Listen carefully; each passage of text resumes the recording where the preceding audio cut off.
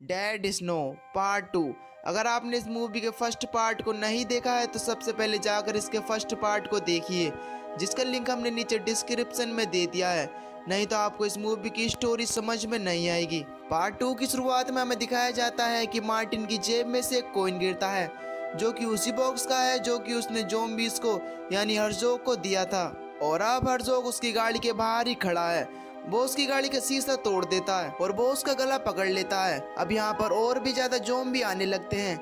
Martin किसी तरह से अपनी गाड़ी को स्टार्ट कर उसे वहां से भगाने लगता है। गाड़ी चलने की वजह से सारे ज़ॉम्बीज़ तो गिर जाते हैं, लेकिन हर्ज़ोग ने अभी भी गाड़ी को पकड़ा हुआ है। अब मार्टिन देखता है कि सामने से एक ट्रक आ रहा है। वो हर्ज़ोग को उस ट्रक से टकरा देता है, लेकिन उसका हाथ उस कार में ही टूट कर गिर जाता है। मार्टिन अब बहुत ज्यादा जख्मी है, इसलिए वो वहीं पर बेहोश हो जाता है। मार्टिन की जब आँख खुलती है तो वो अपने आप को एक हॉस्पिटल में पाता है।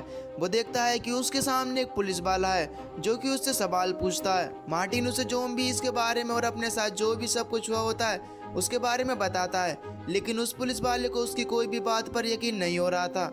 उसे लगता है कि वहाँ पर जितने भी मर्डर हुए हैं वो सब के सब मार्टिन ने किए हैं, इसलिए वो उसे हथकड़ी पहनाता है। तभी मार्टिन के पास एक डॉक्टर आता है और वो मार्टिन को बताता है कि तुम्हारी हालत बहुत ज्यादा खराब थी और तुम्हारा हाथ कट चुका था। तुम्हारी गाड़ी में हमें तुम्हारा हाथ मिला था और हमने उसी हाथ को तुम्हारी बॉडी से जोड़ दिया है। और जब मार्टिन ये बात सुनता है तो वो पूरी तरीके से हैरान हो जाता है, क्योंकि वो हाथ उसका नहीं है, वो हाथ हर्ज़ोग का है। हर्ज़ोग एक ज़ॉम्बी है। अब वो अपने आसपास खड़े सभी लोगों को मारने लगता है, लेकिन उसे किसी तरह से बेहोशी का इंजेक्शन लगाकर उसे वहीं पर बेहोश कर दिया जाता है। जब मार्टिन को फिर से होश आता है तो वो देखता है कि उसके सामने एक बच्चा है। वो लड़का मार्टिन के पास आता है और उसे आजाद कर देता है, लेकिन मार्टिन को वहां से भागने का कोई भी रास्ता नहीं मिल रहा था। और तभी मार्टिन का वो हाथ जो कि हर्ज़ोग का हाथ है, वो उस लड़के को उठाकर खिड़की के बाहर फेंकता है। उस खिड़की से कूदकर मार्टिन भी बाहर चला जाता है और वो देखता है कि उस बच्चे की अब मौत हो चुकी है। वहीं हमें दूसरी तरफ हर्ज़ोग को दिखाया जाता है जो कि अपनी नाजी सेना के साथ सिटी में आने की तैयारी कर रहा था और वो पास के सभी लोगों को बहुत ही बुरी तरीके से मार देता है। यहाँ पर हर्ज़ोग का एक डॉक्टर भी होता है जो कि मार्टिन के हाथ को हर्ज़ोग के हाथ से जोड़ देता है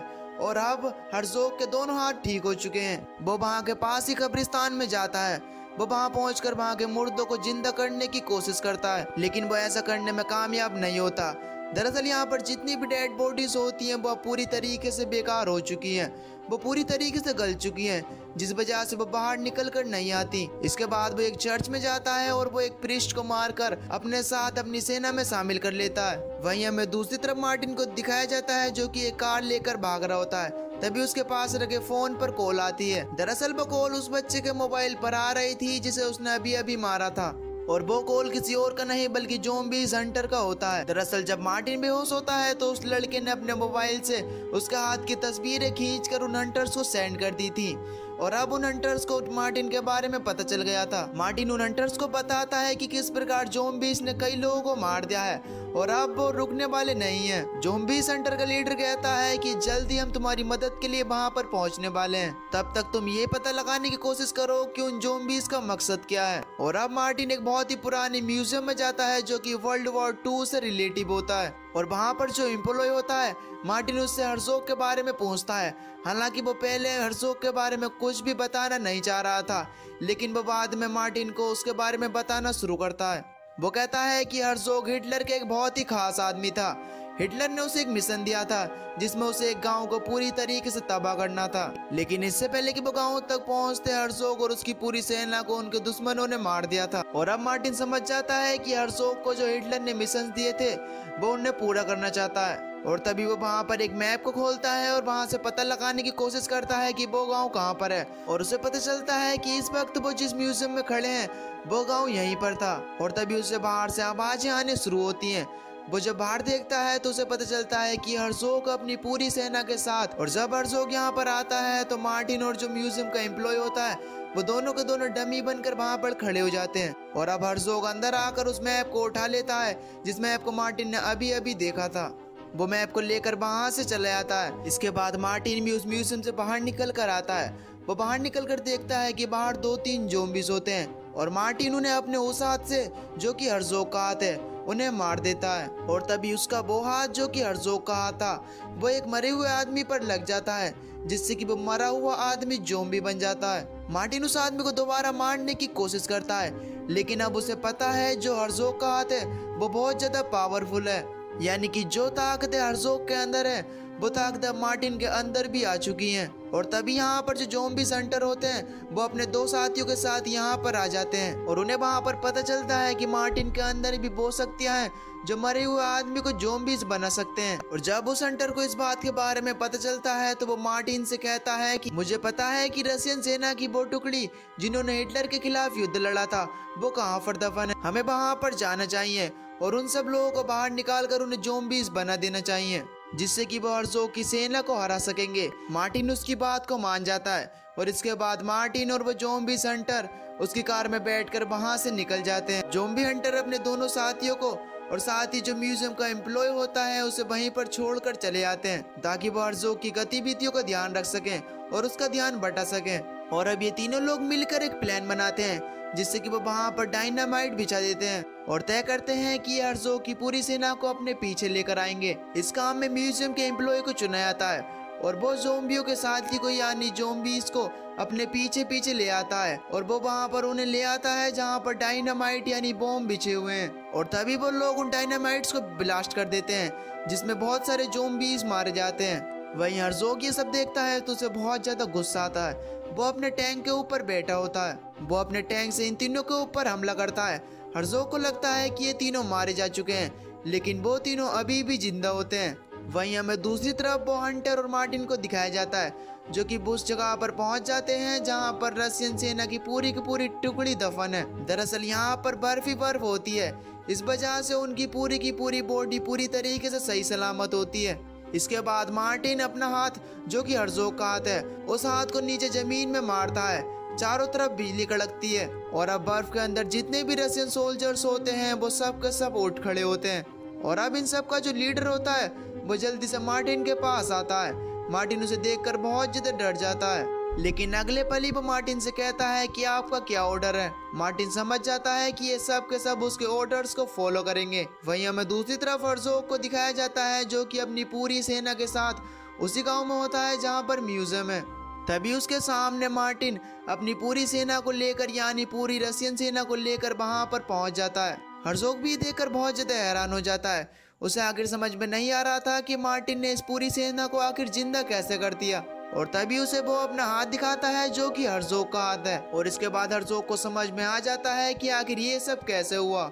यहाँ पर जो रशियन सेना का लीडर होता है वो तो सिर्फ हर्ज़ोग को ही देख रहा होता है क्योंकि उसका शिकार वही है। इसके बाद दोनों सेना की यानी रशियन और नाजी सेना की फाइट होना शुरू हो जाती है। यहाँ पर पुलिस भी आ जाती है, लेकिन जब वो इनकी लड़ाई को देखते हैं तो उन्हें भी अपनी आंखों पर यकीन नहीं आ रहा था। और तभी एक टैंक उनकी गाड़ियों की तरफ बढ़ता है जो कि उनकी गाड़ियों को कुचलना चाहता है, लेकिन सब के सब गाड़ियों से निकल कर एक घर में छिप जाते हैं। अब यहाँ पर मार्टिन का साथ देने म्यूजियम का जो एम्प्लॉय होता है और साथ ही साथ ज़ॉम्बी हंटर्स की जो साथी होती हैं वो उसका साथ देने के लिए यहाँ पर आ चुकी थी। वो सब मिलकर हर्ज़ोग की सेना पर धावा बोल देते हैं। मार्टिन की सेना जो कि रशियन सेना है वो बहुत ज्यादा स्ट्रॉन्ग होती है, साथ ही इनका जो लीडर है जो हर्ज़ोग का शिकार करना चाहता है वो हर्ज़ोग तक पहुंच जाता है। वो उसे मारने वाला ही होता है कि तभी कोई उसके ऊपर पीछे से वार कर उसे जख्मी कर देता है और इसके बाद उस लीडर को मार दिया जाता है।